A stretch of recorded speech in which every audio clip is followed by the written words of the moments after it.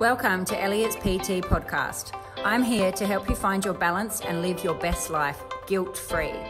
I don't believe there is a one-size-fits-all approach for health and fitness.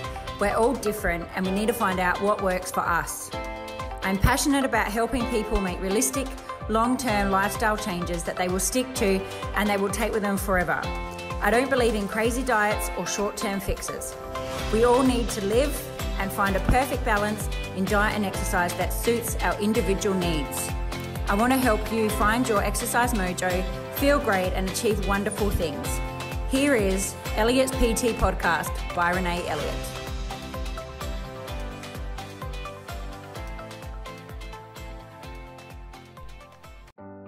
Hello, and welcome back to Elliott's PT podcast.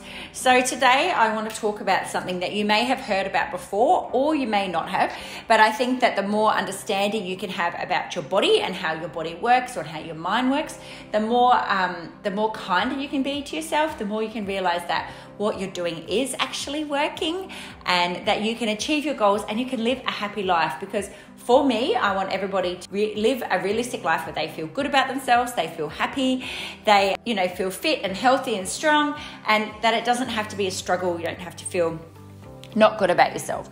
So I want to talk about the notion that you can actually change your brain. So it has been proven scientifically that your brain is being snapped and shaped and molded and changed by your everyday experiences. And this is what's called neuroplasticity. So if you think about a plastic water bottle, as that becomes more pliable when you heat it, your brain is being influenced and shaped by what is happening in your life. So everything that's happening to you is what's creating the pathways or the thought processes that you're having.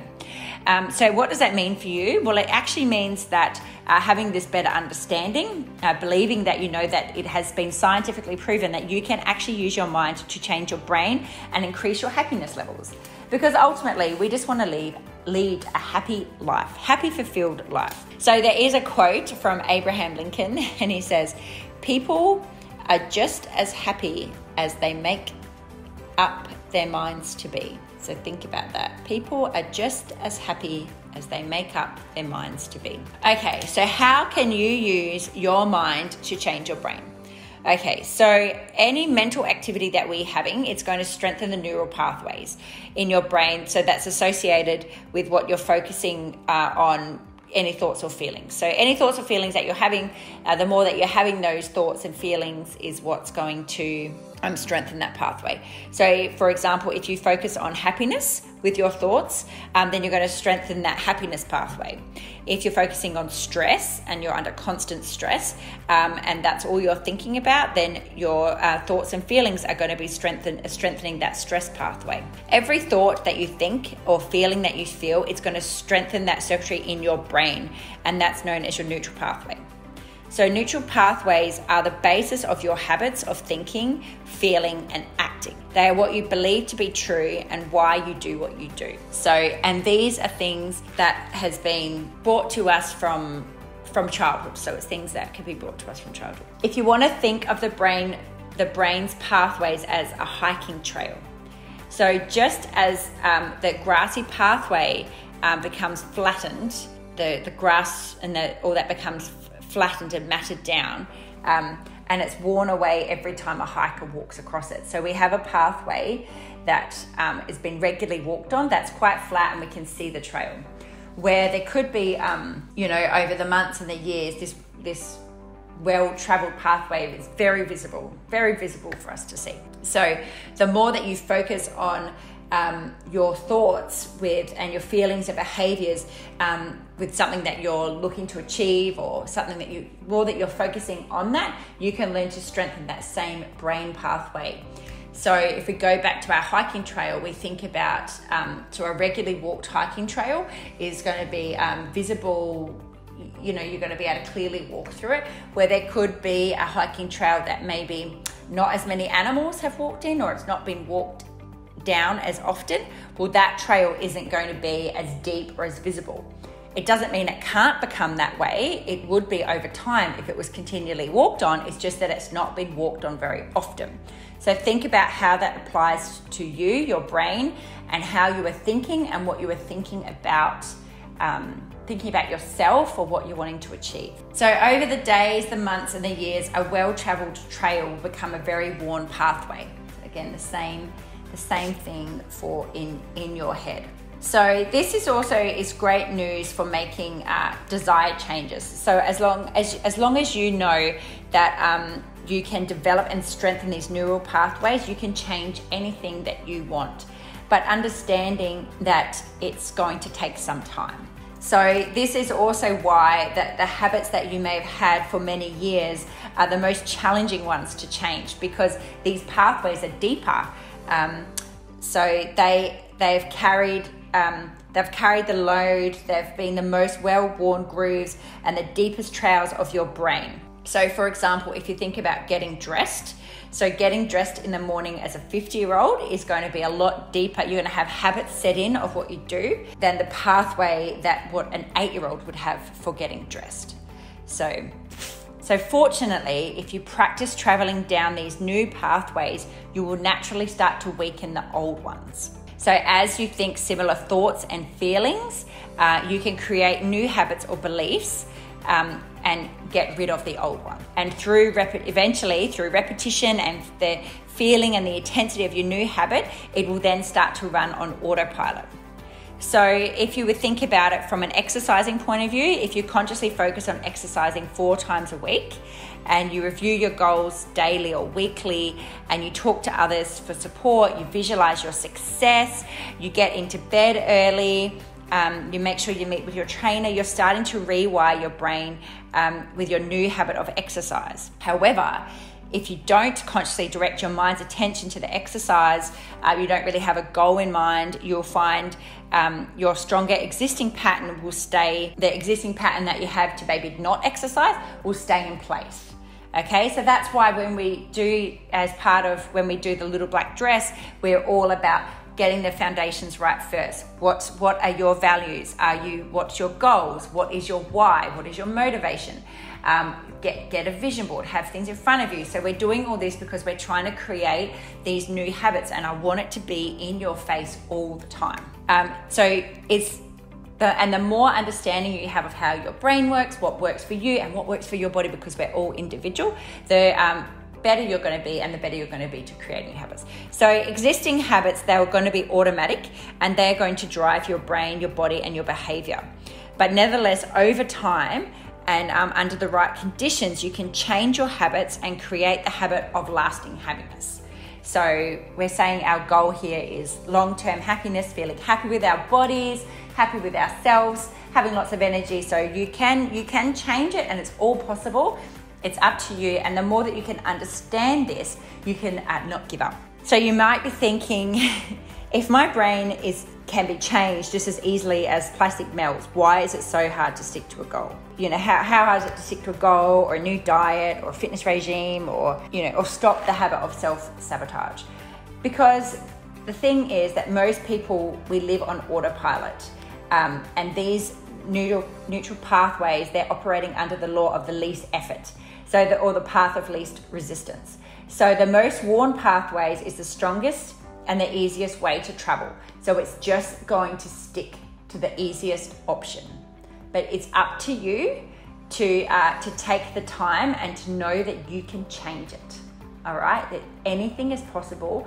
It just takes time, and I think the more understanding you have of this, you can be kinder to yourself and you can know it is working. I just need to keep sticking to it. So the simple truth is that most people, they're not aware that they're recycling yesterday's old news, and that's what's going on. And it's said that at 35 years old, 90% of what we think, feel and do is recycled from our past. So we develop beliefs and habits from our behavior, from our relationships, money, career, health, driving, dressing, fitness, all our bodies. They're all things that have, they're just all things that we've seen as we're growing up, and that's then become our pathway.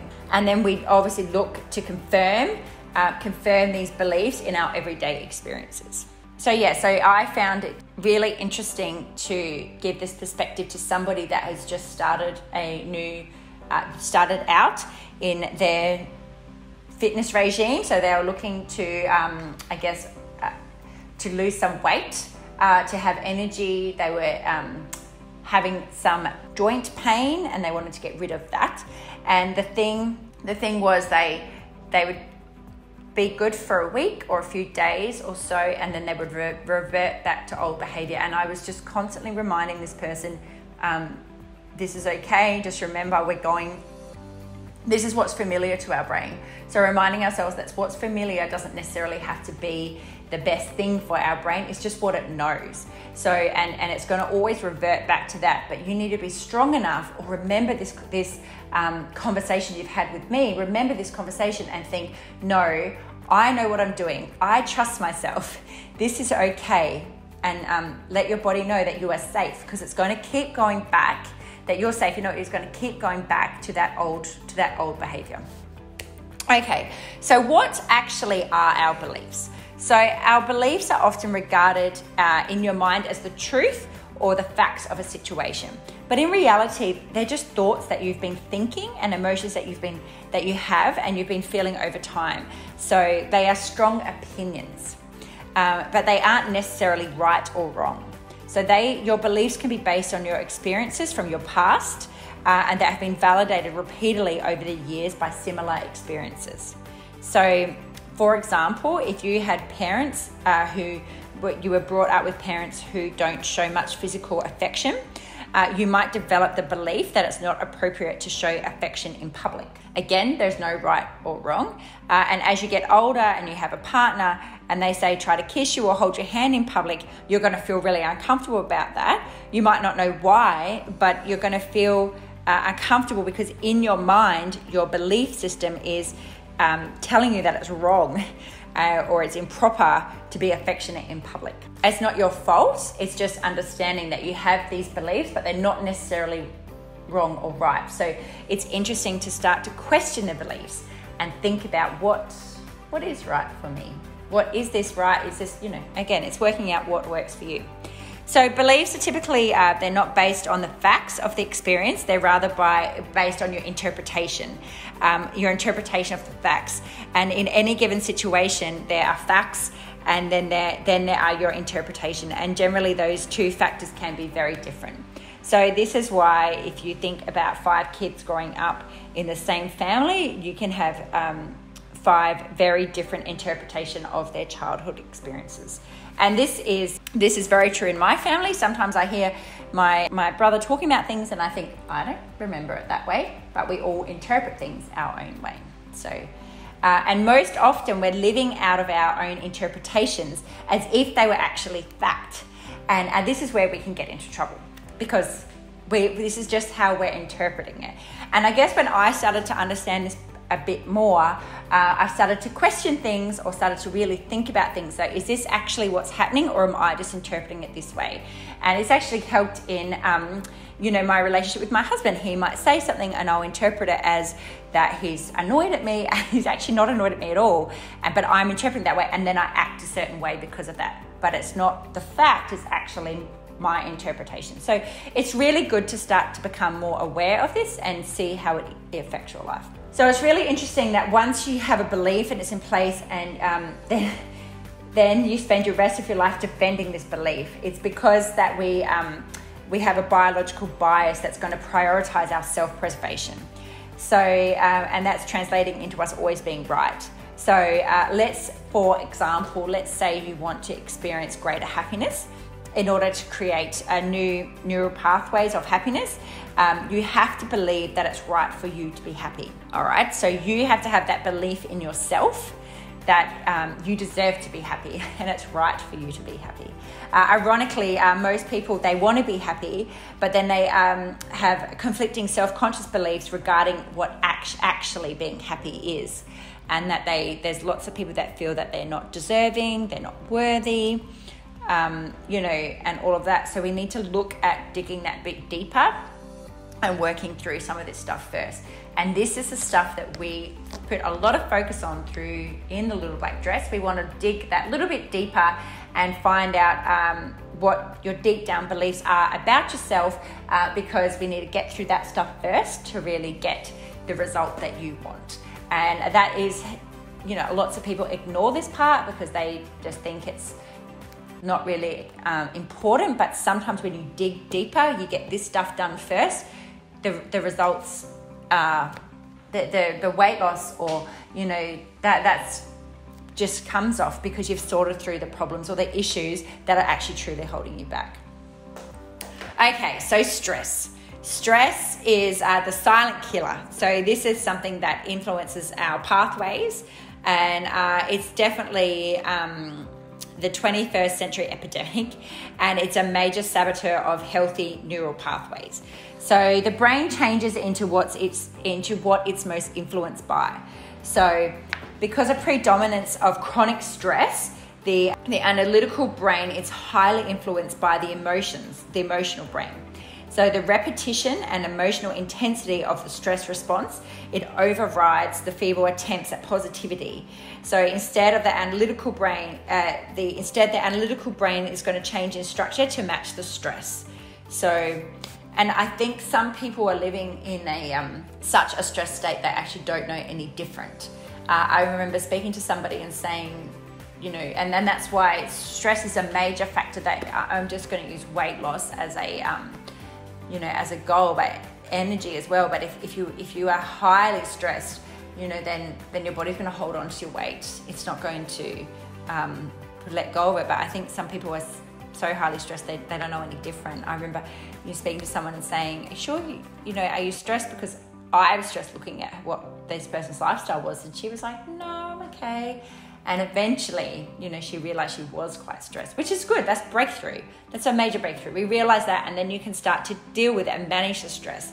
And what I always recommend with stress is that we want to get to it before it gets too late or too overwhelming. So there's certain things we have in our life that we can do and again, it's working out what works for you. It can be exercise, it can be meditations, it can be drawing, it can be journaling, it can be going for meeting up with friends, bike rides, walking, everything. It's unique. It can be playing the PlayStation, watching movies, it's those things, but it's understanding what things help you de-stress and then implementing that into your life, not ignoring it and getting it to a point where it's too late. So stress, it is a daily contender of modern times, with 70% of people recording chronic stress.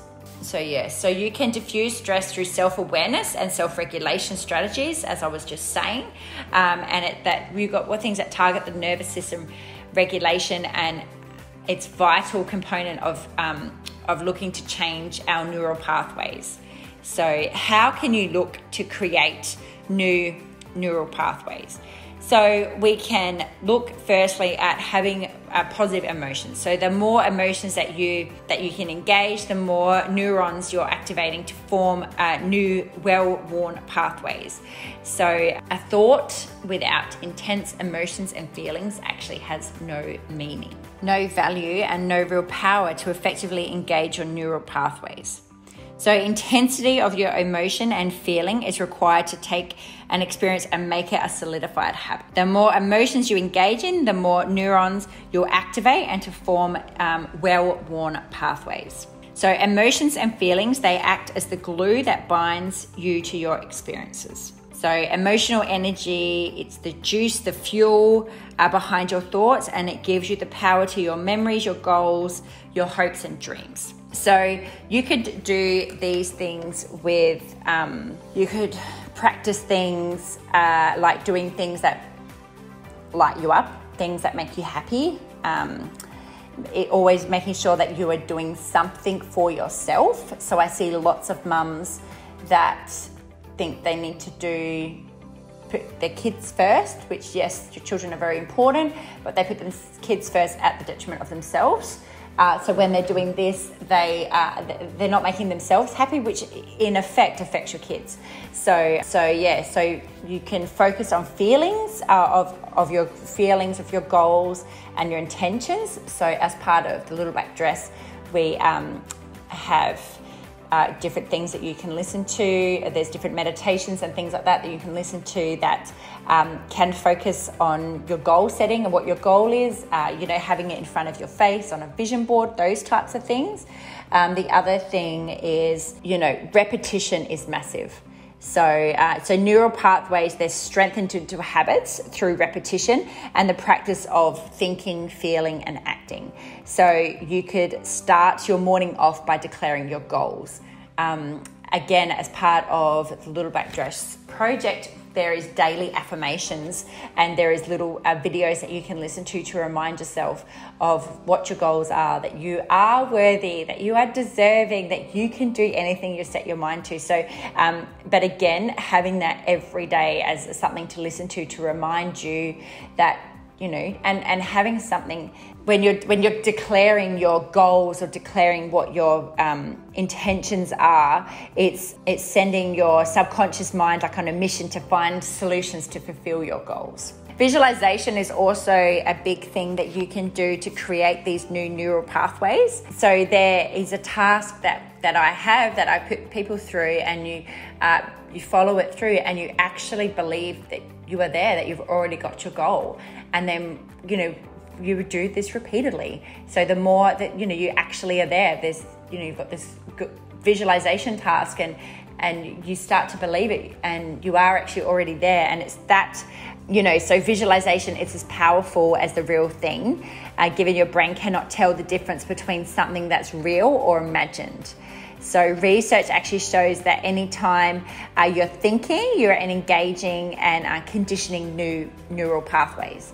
So consequently, like whether you are reminiscing about the past, thinking about the present, or anticipating the future, you're strengthening the neural networks associated with what you are thinking. So the most important part of doing a visualization is strengthening the healthy habits to engage in your emotions. And the emotions, again, are providing the fuel to enlist more neural power for creating your new neural networks. So you could just sit there, visualize your goal, imagine that you're already there, go through, constantly be reminding yourself, like, I am this, and when I'm this person, I'm going to be doing, when I'm this size, I will be doing this. And the thing that we recommend is to start already living that way. So when I'm this size, I'm just using a weight loss example, I will exercise 3 times a week. I will want to get up and I will do this. And you've just got to start, you've got to trick your brain into start living that way. Meditation is also a really great way to create new neural pathways. And I know some people struggle with it. It is something that I struggled with a long time. I could not switch off. I was sitting there in an end of a yoga class, hurry up, come on, let's go, I've got so much to do. But over time and doing it regularly, I've been able to, I actually love meditating now. When I meditate before I go to bed, I don't do it every night, but if I do, I'll always have a deeper sleep. I actually, from someone that used to sit in a yoga class at the end and be like, hurry up, let's go, I need to get this done, let's just get this bit done, I actually now love it. My heart rate goes down so low because I'm that relaxed, and I can nearly fall asleep. It's beautiful and it's amazing. And this comes from someone that their brain was so jittery, I couldn't relax. So it is something that you can definitely change. It just takes time. I also read something last year that research has shown that anyone that is a long-term meditator, so a long-term meditator means anything over you've been meditating over 5 years consistently, that they actually their brain is younger in age. So that's pretty cool. And meditating can help with de-stressing and all those other stuff. So we are looking to create these new neural pathways, and meditation is a big one. When you're meditating, you are slowing down the nonsense or that chatter of the busy mind, and you're accessing the calming, abiding wisdom of your inner awareness and the skill of laser focus. So it is definitely a process of relaxing the body and quietening the mind. In order to tap into the benefits of neuroplasticity, we have to disengage from this stress response and stimulate the relaxation response. I can't recommend meditating enough. I know people that are very anxious, and they have been able to manage their anxiety a lot better through meditating. I know myself, I sleep better when I meditate. It definitely does help me manage stress. Yeah, it's It's massive, but again, it's all practicing. So when we are stressed, our brain is it defers the strongest neural pathways out of survival. So it's going to go down this path of least resistance that we spoke about before.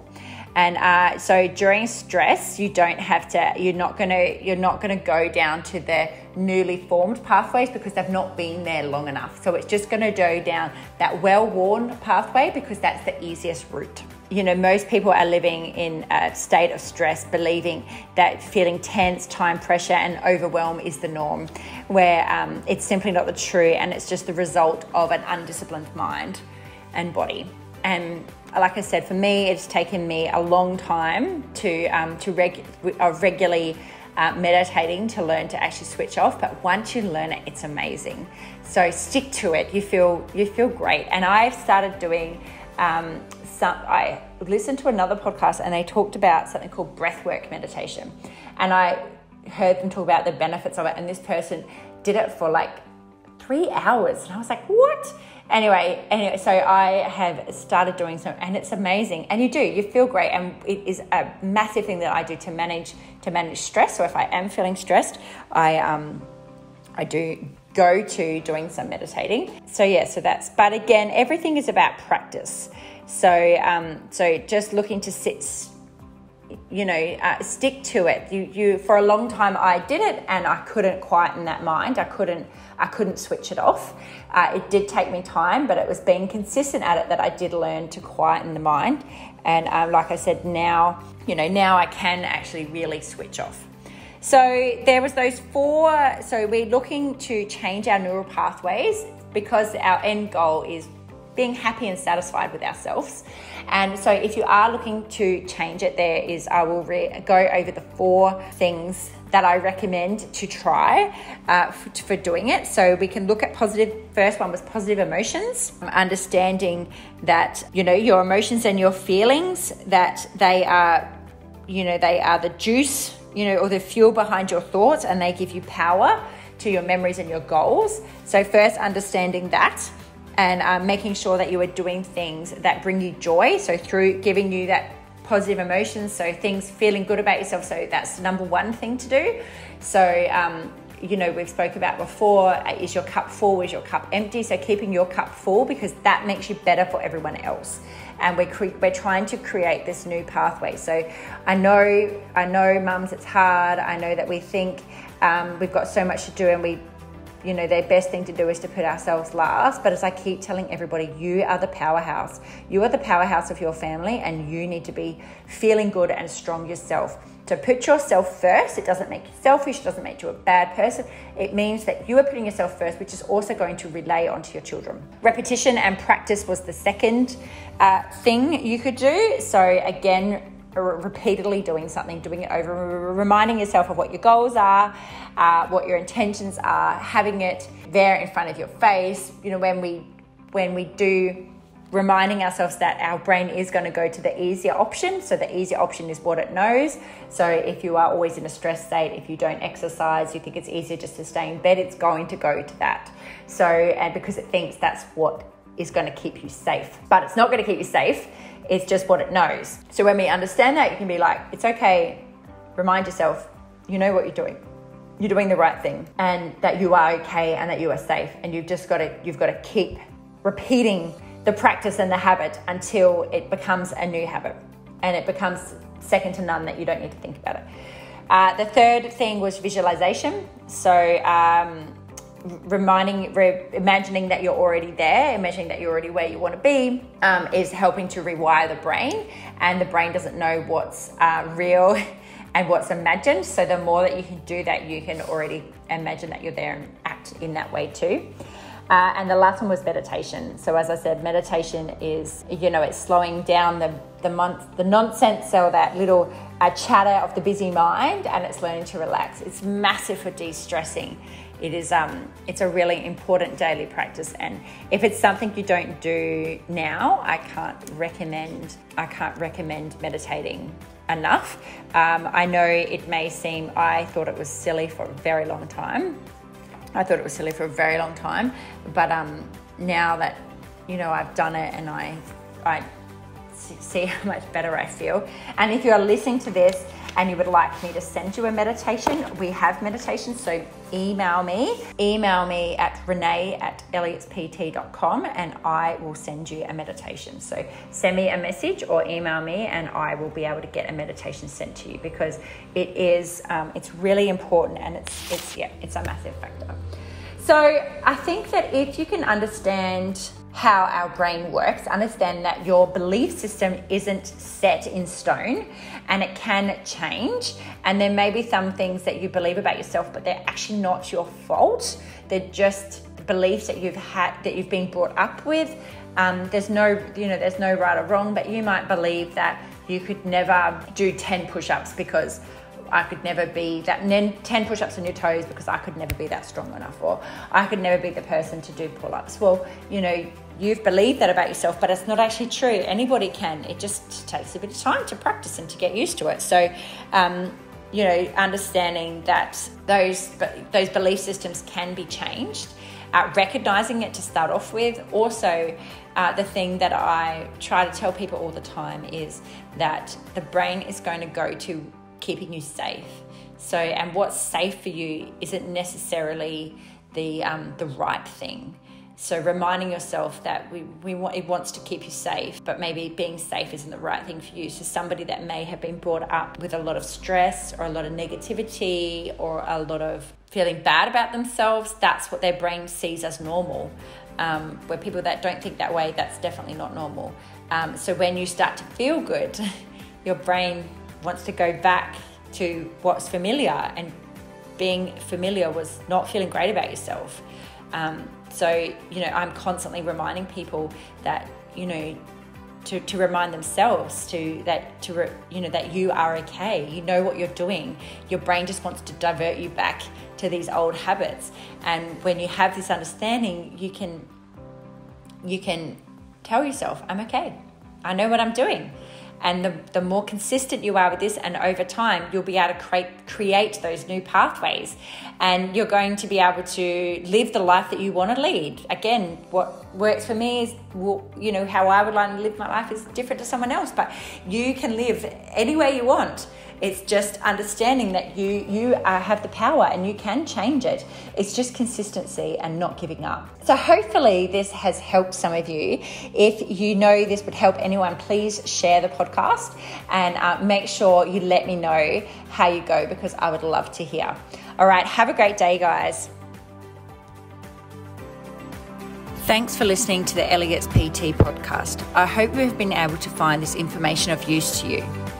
If you know someone who might enjoy this podcast, please share it with them and ensure that you subscribe so you can be the first to know when new podcasts are released. If you have the time to leave a 5-star review, that would be amazing and it would be greatly appreciated. If you do so, please screenshot and share onto any of our socials and tag us. Then email the screenshot to hello@elliottpt.com and we will send you a free gift to your inbox. Thanks so much. Have an amazing day. Speak soon.